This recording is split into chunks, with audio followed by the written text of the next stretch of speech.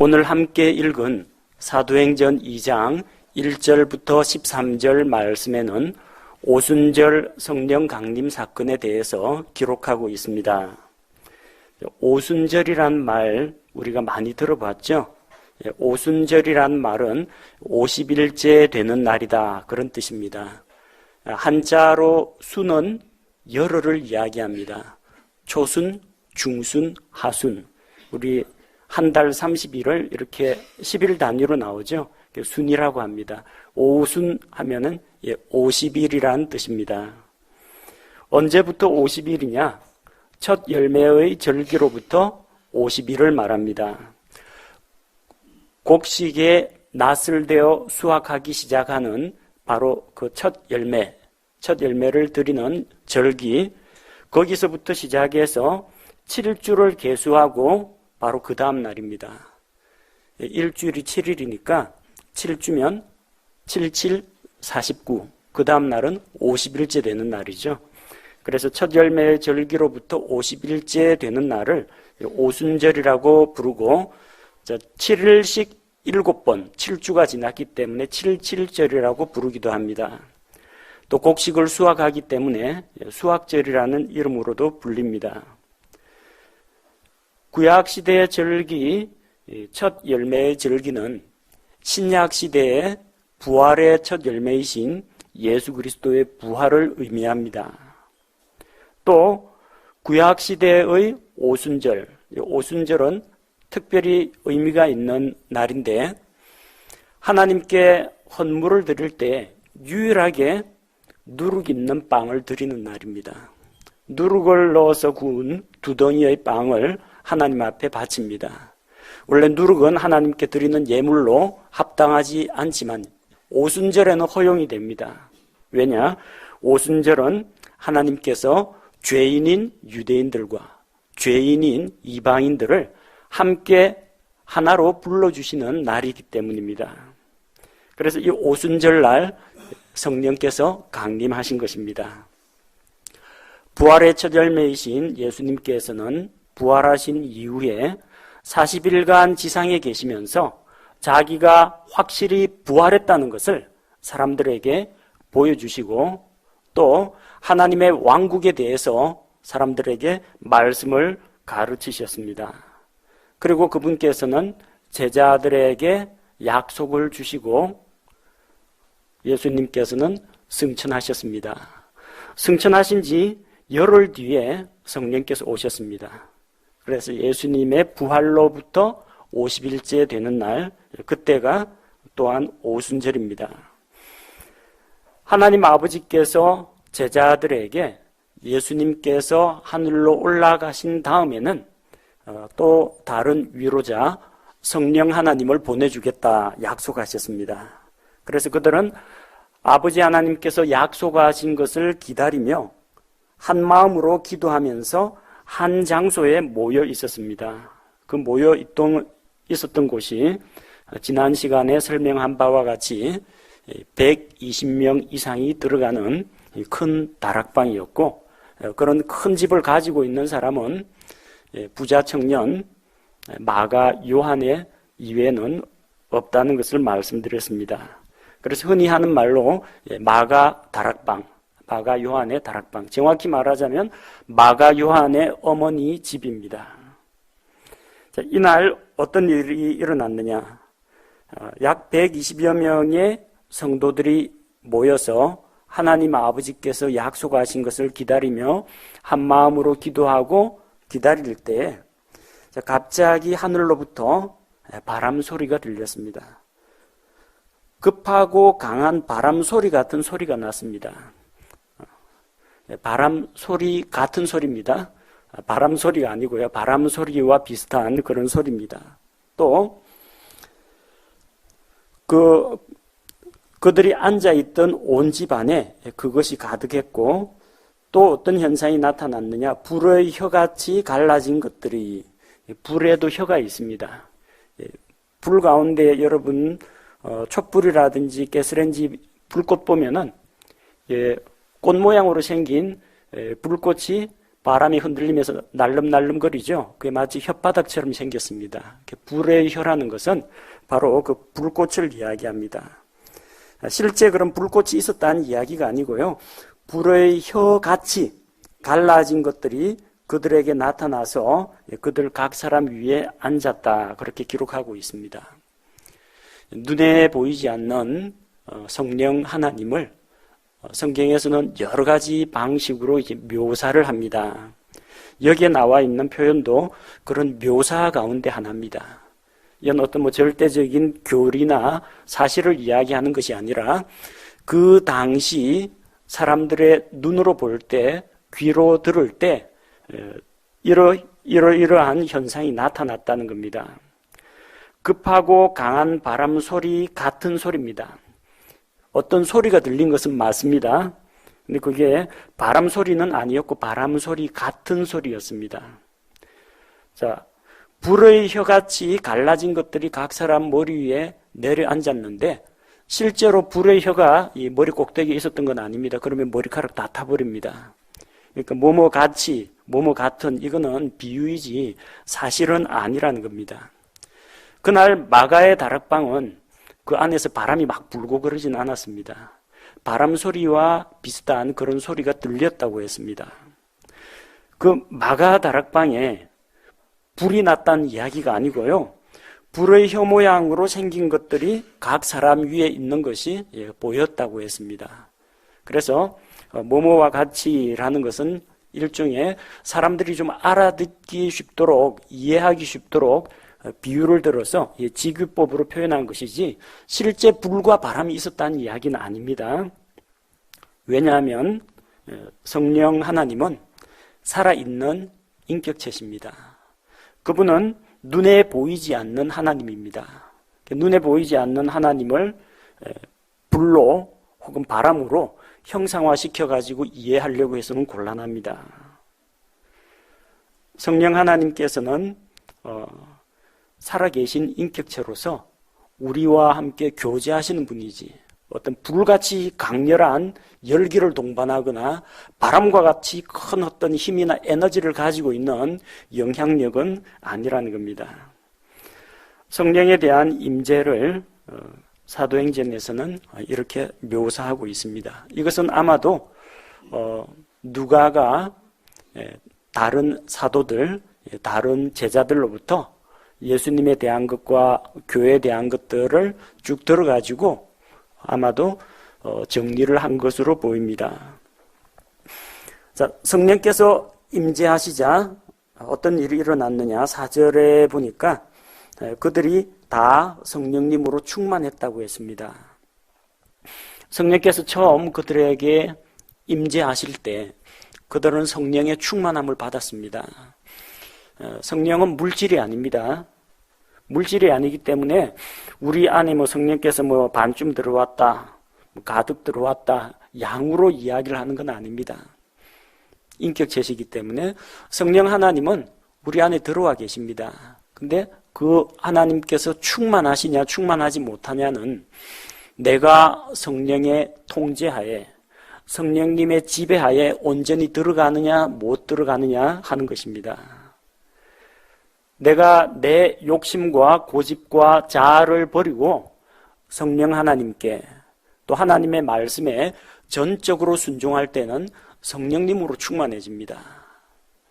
이걸 성령 충만한 상태라고 부릅니다. 결코 저기 은사주의자들이 이야기하는 것처럼 성령을 받았는데 얼마나 받았냐? 조금 받았다. 받은 후에 더 받고 또 받고 또 받고 또 받고 해가지고 꾹꾹 눌러 담아서 흘러 넘쳐야 된다. 이건 성령을 물질로 생각하는 겁니다. 컵에 물이 반잔이 있는데 물을 조금 더 따르고 더 따르고 더 따르고 잔에서 철철 흘러 넘치도록 따라야 성령 충만이다.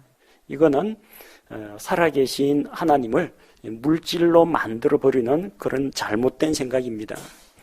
성령 하나님은 어떤 부피를 가지고 있거나 어떤 양을 가지고 있는 그런 존재가 아닙니다. 형상화시킬 수 없는 존재입니다.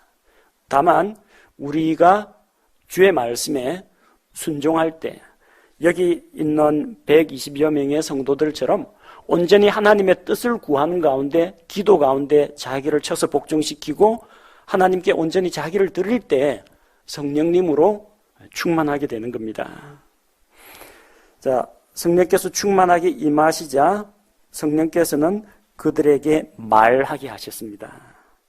그래서 그들은 성령께서 말하게 하시는 대로 말을 했는데 각기 다른 언어들로 말하기 시작했다고 했습니다.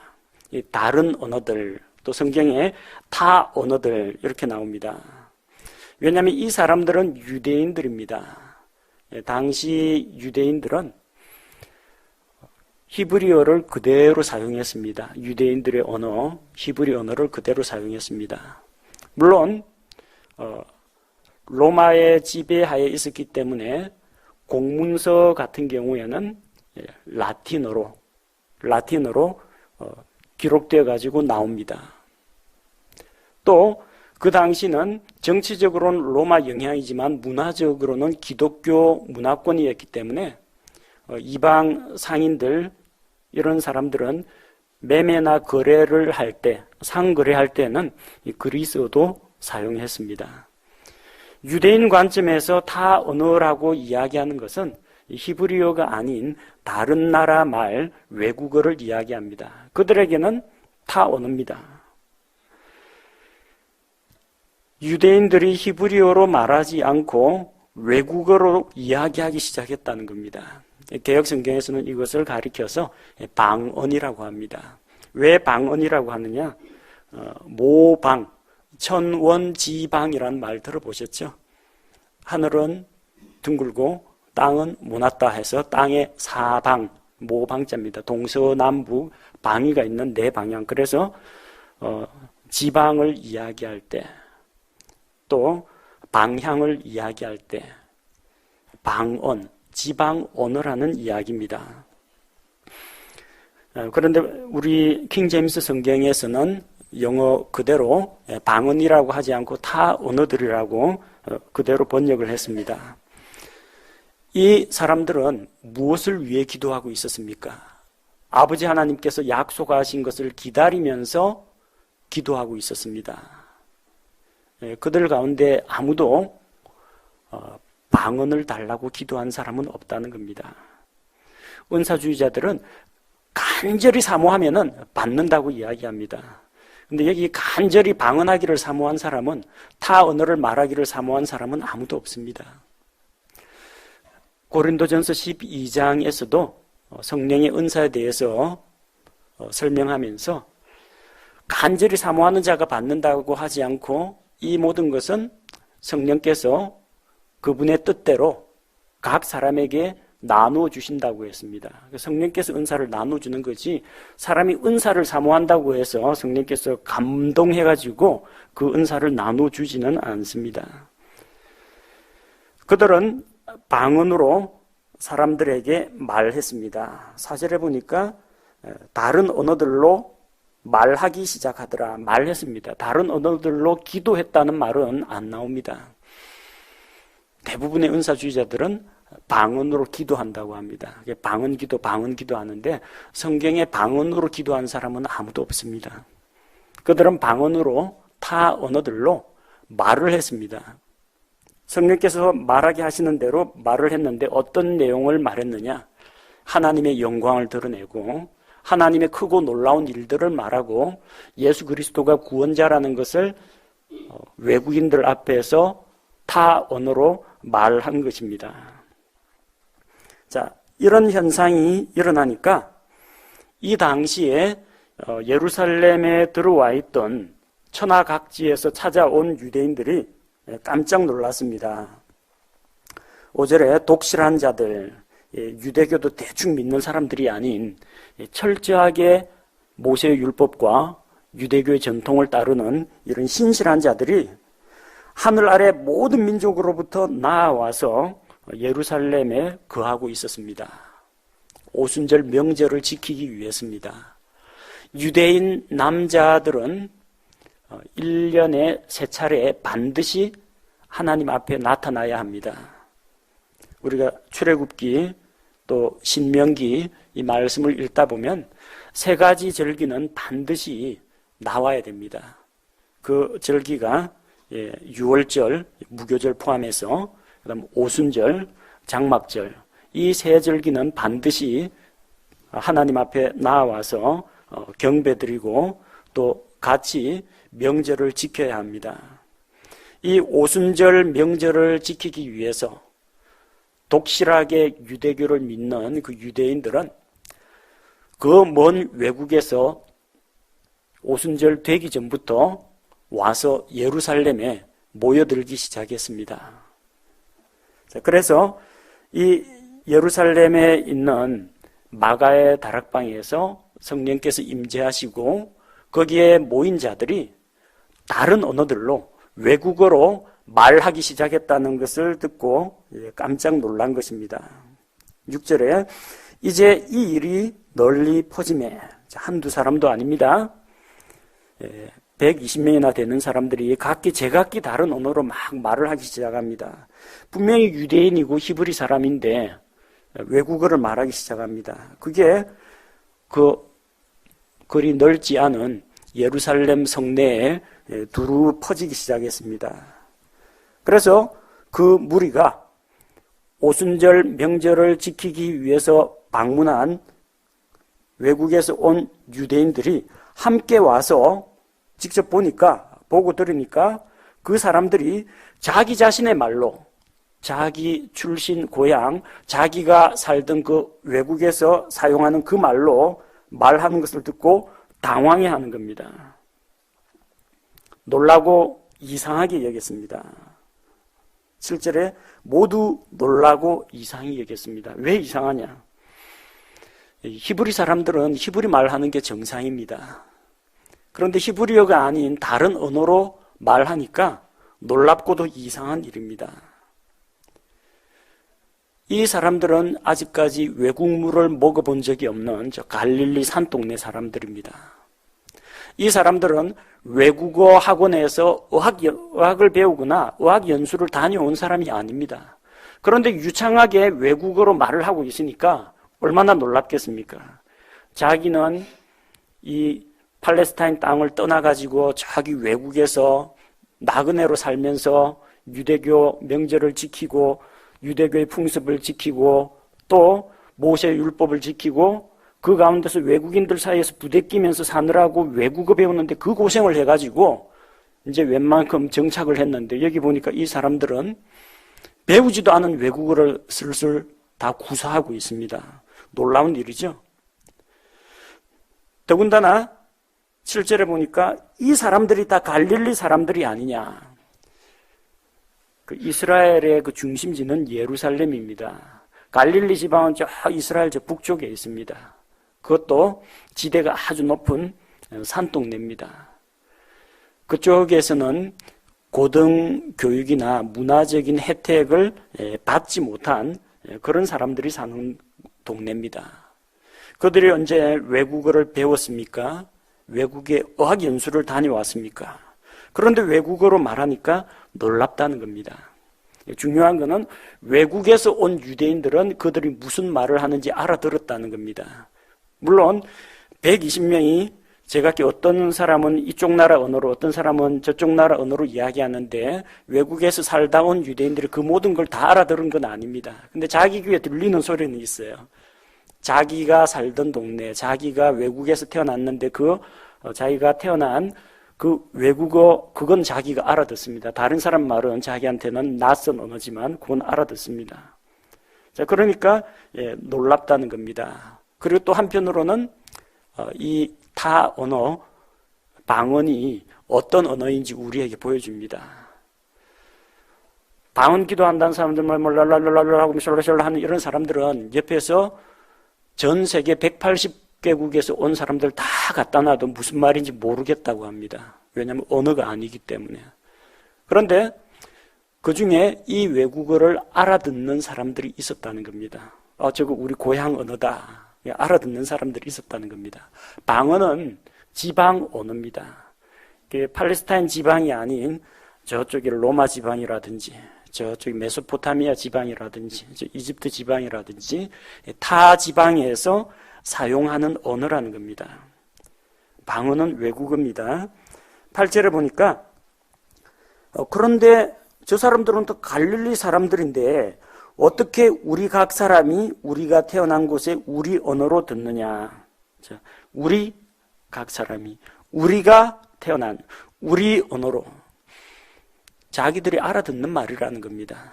저 하늘나라 소리가 아니라는 겁니다. 하늘나라 천사들이 말하는 그런 언어가 아닙니다.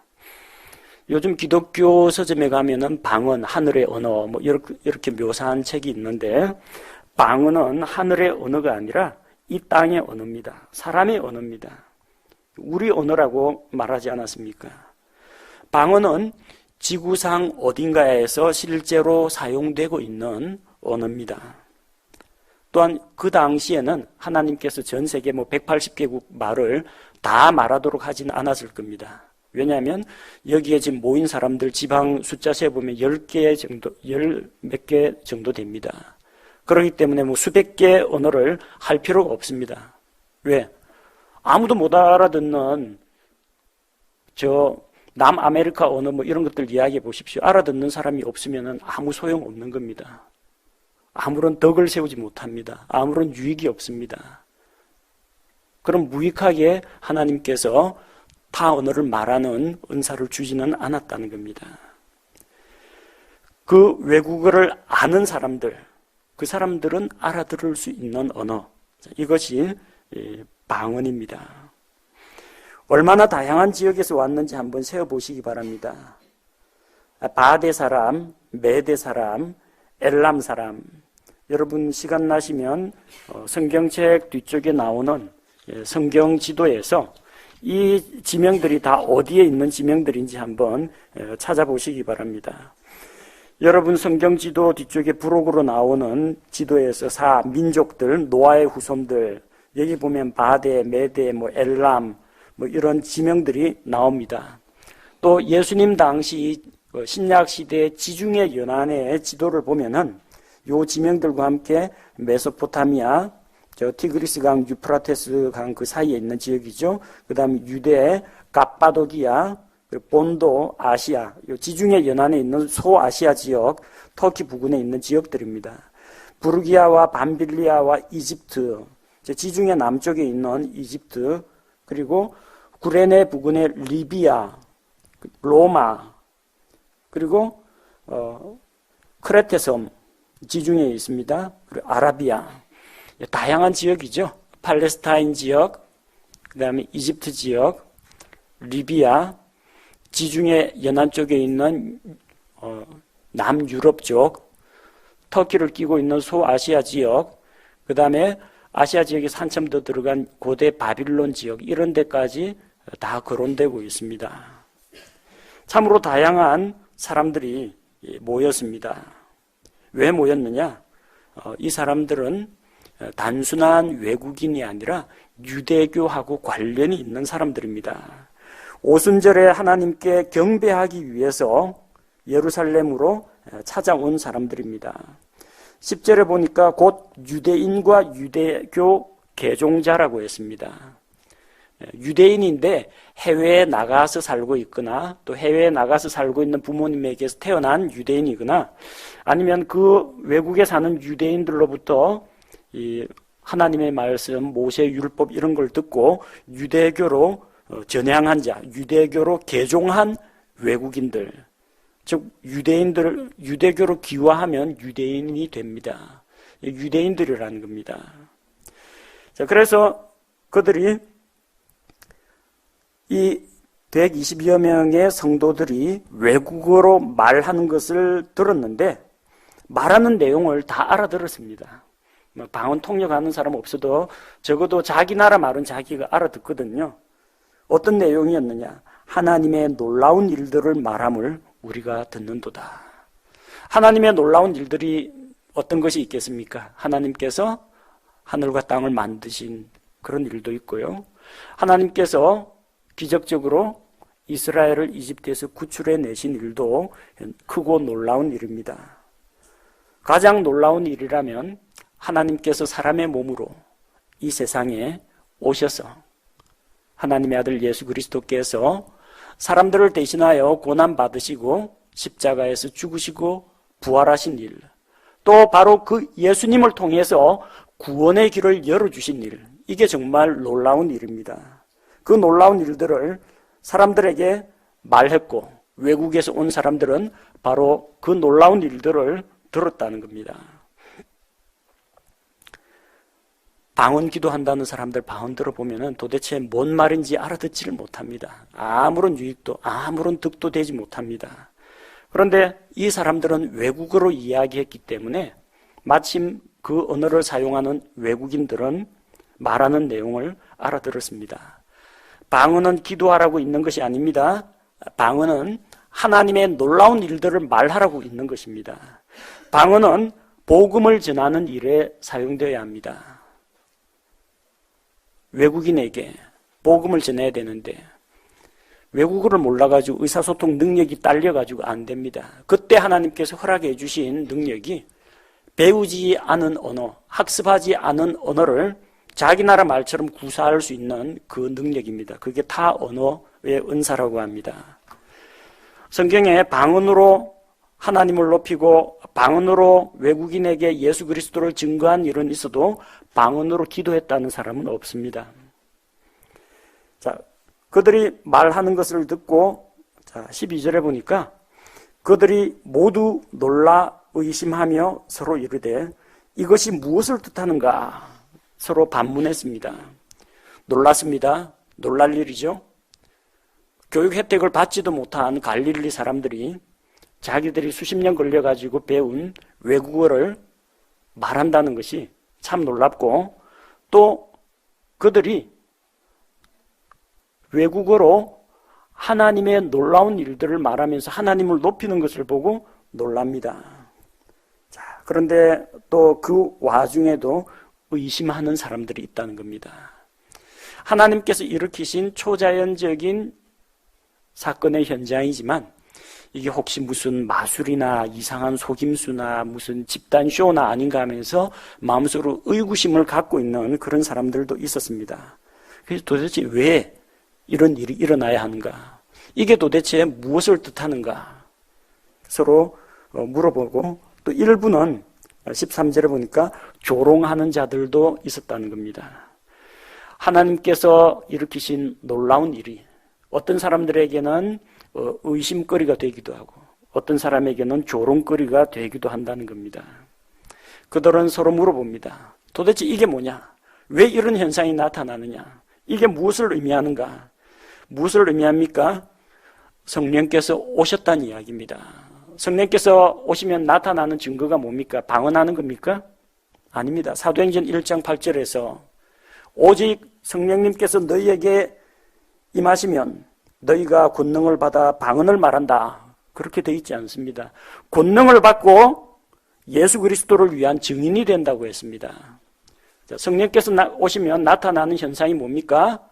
예수 그리스도의 복음의 증인이 되는 겁니다. 성령님께서 오셨습니다. 자, 복음의 증인이 돼야 됩니다. 근데 예루살렘에 보니까 천하각지에서 온 외국계 유대인들이 득실득실합니다. 복음은 전해야 되는데 외국어를 모릅니다. 얼마나 깝깝합니까? 자, 그런데 성령님께서 뭐라고 약속하셨어요? 성령께서 임하시면 권능을 받아서 예루살렘과 온 유대와 사마리아와 땅의 맨 끝 지역까지 예수 그리스도를 위한, 나를 위한 증인이 될 것이라고 했습니다. 그 증인이 되었습니다. 어떻게 해요? 모르는 외국어를 구사할 수 있는 능력을 주심으로 그들에게 증인이 되도록 하셨습니다. 이게 사도행전 1장 8절의 약속이 이루어진 겁니다. 이런 현상이 나타나는 것은 무엇을 말합니까? 성령께서 임하심으로 그들이 복음의 증인이 되었다. 사도행전 1장 8절이 이루어졌다는 것을 말합니다. 또 이렇게 다양한 언어를 이 사람은 이 언어, 저 사람은 저 언어를 통해서 말이 안 통하는 그 수많은 외국인, 다양한 지역에서 온 외국인들에게 복음을 전하게 되었다. 이것은 무엇을 의미하는가? 바벨탑의 저주가 이제 풀려서 하나님께서 사람들을 불러 모으신다는 이야기입니다. 왜 사람들이 이렇게 서로 다른 외국어를 사용하게 되었습니까? 창세기 11장 9절에 보니까 그것은 사람들이 하나님께 반역을 했기 때문이라고 기록하고 있습니다. 하나님께서는 노아 홍수 이후에 노아에게 아담과 이브에게 주었던 것과 똑같은 사명을 주셨습니다. 다산하고 번성하여 땅에 충만하라. 땅에 널리 퍼지라고 했습니다. 그렇게 해서 땅을 가득 채우면서 각처에서 하나님의 형상을 닮은 사람들이 온 세상에 가득하게 되기를 원하셨습니다. 근데 그거에 반기를 들고 나온 사람이 있습니다. 니므롯이라는 사람입니다. 니므롯이라는 이 인물은 아주 강한 사냥꾼이었습니다. 노아 홍수 끝나고 나서 이제 사람이 육식을 하게 됨에 따라서 짐승들이 사람을 경계하고 사람들은 짐승을 경계하게 됩니다. 사람보다는 짐승들이 불어나는 속도가 아주 빠르죠. 자, 그래서 사람 인구는 노아의 방주에서 나와가지고 그렇게 빨리빨리 많이 번성하지 못합니다. 동물들이야 뭐 갓 태어난 망아지도 깡총깡총 뛰어다니고 그러는데 사람은 태어나면은 엄마가 젖먹여가지고 키워야 되고 적어도 한 서너 살 돼야 이제 조금 아장아장 걸을 정도가 됩니다. 사람이 동물만큼 그렇게 빨리 자라거나 그렇게 하지를 못합니다. 자, 그러니까 그런 맹수들로부터 사람을 지켜줄 만한 어떤 위대한 용사가 필요하게 되었습니다. 니므롯이 바로 그런 강한 사냥꾼이었습니다. 그래서 맹수들을 막기 위해 가지고 성을 쌓고 자기 밑에 자기를 추종하는 사람들을 모았습니다. 그리고 사람들이 두루 흩어져 버리면 자기의 지배력, 통제력이 약해집니다. 그래서 시날 평야 바벨 그 지역에다가 넓은 대를 쌓고 점점 탑을 쌓아 올렸습니다. 멀리서도 바라볼 수 있도록 적어도 탑이 보이는 지역까지만 흩어져 살도록 일종의 전제군주가 된 겁니다. 그래서 그를 통해서 자기의 통제력을 과시하고 사람들을 지배하고 자기들의 이름과 명성을 내고 대를 더 높이 쌓아서 저 하늘 꼭대기까지 닿게 하자, 이런 오만한 마음을 품었습니다. 그런 엄청난 역사가 가능했던 이유가 무엇이냐? 전 세계의 언어가 하나였기 때문에 가능했습니다. 의사소통이 되니까 수만 명의 사람들이 있더라도 말이 다 통하니까 그게 가능했습니다. 하나님께서 그들의 교만을 꺾기 위해서 내려오셔서 그들의 언어를 혼잡하게 하셨습니다. 바벨, 혼란, 혼잡, 혼동, 그런 뜻입니다.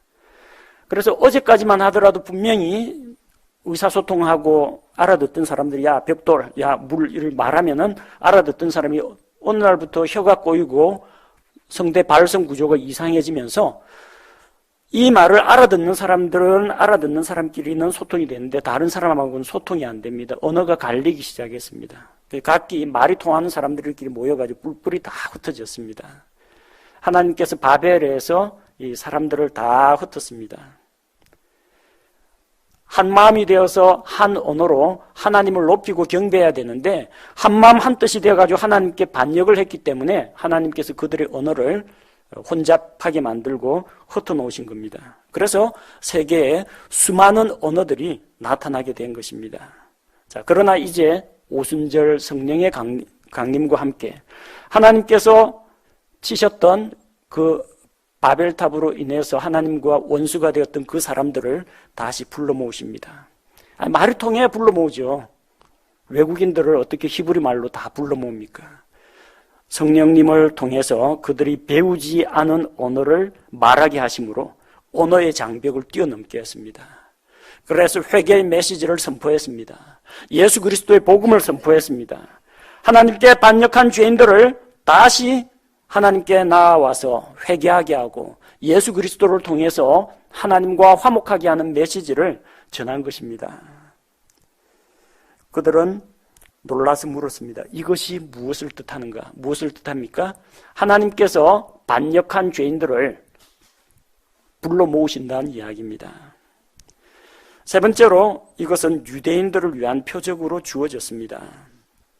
구약시대에 하나님께서 자기 백성 이스라엘을 위해서 정말로 수많은 대언자들을 보냈습니다. 대언자들이 주 여호와의 말씀이 이러하시다 하고 말씀을 선포했지만 사람들이 귀 기울여 듣지를 않았습니다. 하나님께서 친히 하신 말씀을 전하는데도 듣지 않는 자들이 있었다는 겁니다. 대언자들의 말을 듣지 않는 유대인들을 위해서 하나님께서는 다음에 그들을 위해서 표적으로 타 언어들로 말하겠다고 약속하셨습니다. 이사야 28장 11절, 그분께서 더듬는 입술과 다른 언어로 이 백성에게 말씀하시리라. 아니, 히브리 사람이면 히브리 말로 하면 알아들어야지. 히브리 말로 회개하라 그러는데도 못 알아듣고 있다는 이야기입니다. 이 사람들은 뭔가 놀랍고 신기한 일, 깜짝 놀랄 만한 일을 봐야만 하나님이 살아계시구나 하고 믿는 사람들입니다. 표적을 봐야 믿는 사람들입니다. 그래서 좋다 그러면 앞으로 히브리 말로 안 하고 저기 사도행전 2장에 가서 외국어로 하나님의 놀라운 일들을 말하는 것을 보여줄 테니까 그때 가거든 이 사람들이 깜짝 놀라서 하나님의 놀라운 능력이다 하고 믿고 돌아오기를 원했던 것입니다. 표적은 누구를 위한 것입니까? 표적은 유대인들을 위한 것입니다. 믿지 않는 유대인들로 하여금 제발 보고 믿으라고 확실한 증거로 보여주는 것이 표적입니다. 표적은 사람들을 깜짝 놀라게 하는 신기한 어떤 이적이나 기적이나 놀라운 일 그 자체가 아닙니다. 표적은 증거합니다. 표적은 메시지가 있습니다. 하나님께서 모세에게 말씀하실 때 그들이 첫 번째 표적의 음성에는 귀를 기울이지 않겠지만 두 번째 표적의 음성에는 귀를 기울일 것이라고 했습니다. 표적은 음성 메시지가 있습니다. 하나님께서 원하시는 것이 있습니다. 이 타 언어의 표적은 무엇을 말합니까? 하나님께서 죄인들을 부르신다 그 이야기입니다. 이제 성령께서 임하심으로 말미암아 너희 이 유대인 성도들아 예수 그리스도의 증인이 되었다 이런 메시지를 담고 있습니다. 그러니까 믿지 않는 유대인들이 이걸 보고 빨리 하나님께로 돌이키라는 이야기입니다. 그들에게 주어진 오순절 성령 강림과 함께 나타난 타 언어의 표적은 바로 이런 것을 의미한다는 겁니다. 하지만 이 사람들을 비웃고 조롱하는 사람도 더러 있었습니다. 뭐라고 비웃었느냐면 이 사람들이 새 포도즙으로 충만하다 그렇게 말했다는 겁니다. 조금 정확하게 번역을 하자면요, new wine이라는 것은 새 포도즙이라기보다는 새 포도주라고 해야 번역이 호응을 이룹니다. 왜냐하면 그들이 그렇게 비웃으니까 베드로가 뭐라고 말하냐면 15절에 지금이 겨우 낮에 3시이므로 오전 9시니까 오전 9시 낮술도 아니고 아침술을 하는 사람이 어디 있습니까? 겨우 낮에 3시인데 너희가 짐작하는 것처럼 이 사람들은 술 취하지 아니하였느니라. 15절에 그렇게 말합니다. 그들이 뭐라고 짐작했어요? 이 사람들 술 취했다라고 짐작했습니다. 그러면 그 사람들은 이 타 언어를 말하는 사람을 어떤 사람으로 간주했어요? 새 포도주 마시고 취한 사람으로 간주했다는 이야기입니다.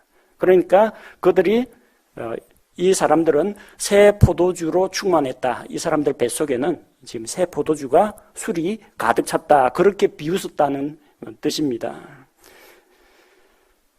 갓 짜낸 신선한 포도즙을 먹고 술 취하는 사람은 없습니다.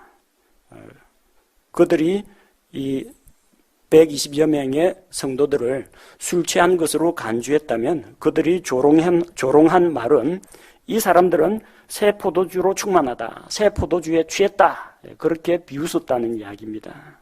왜 사람들이 그들이 포도주에 취한 것처럼 오해를 했는가? 만약 그 사람이 그 외국어 가운데 하나라도 좀 제대로 알아들었더라면은 모인 유대인들 가운데 외국물 안 먹어본 유대인들도 예루살렘에는 살고 있었습니다. 그래서 외국에서 온 유대인들 어쩌고 우리 고향 언어인데 하나님의 위대하심을 말하고 있다 알아들었는데 외국에는 한 번도 안 가봤고 성령님도 받지 못했고 예루살렘에서 오랫동안 유대인 토박이로 있던 사람들은 저 사람들이 어느 날 갑자기 갈릴리 사람들이 외국어로 막 이야기를 하니까 자기는 못 알아듣거든요. 그러니까 마치 술에 취한 사람들이 그냥 횡설수설하는 것처럼 주절되는 것처럼 들렸다는 겁니다. 그래서 비웃고 조롱했던 것입니다. 그들이야 비웃거나 말거나 하나님께서는 자기의 능력을 사람들에게 보여주셨고 이 표적을 통해서 유대인들이 회개하고 돌아오기를 원하셨습니다. 또 그들이 비웃거나 말거나 외국인들을 향해서 이 유대인들이 외국어로 하나님의 놀라운 일들을 선포함으로 말미암아 이날 말씀을 듣고 돌아온 사람들이 상당히 많이 있었다는 것입니다. 하나님의 약속은 반드시 이루어집니다.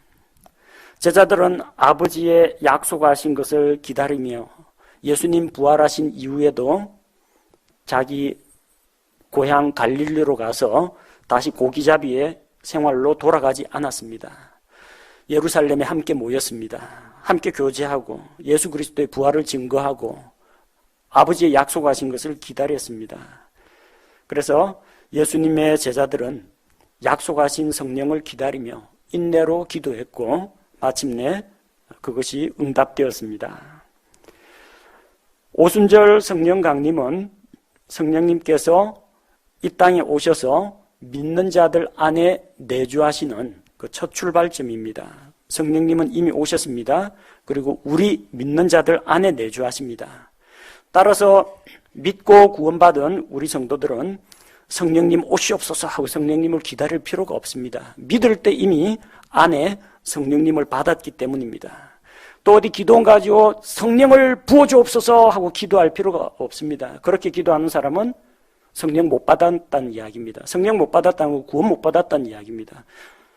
성령 받기 위해 우리는 기도하지 않습니다. 우리가 믿을 때 성령님은 이미 받았습니다. 다만 내가 하나님의 말씀에 순종하고 내 육신의 정욕을 꺾고 성령님께 무릎 꿇고 성령님의 온전한 지배하에 들 때 성령님으로 충만할 수 있도록 그렇게 기도해야 됩니다.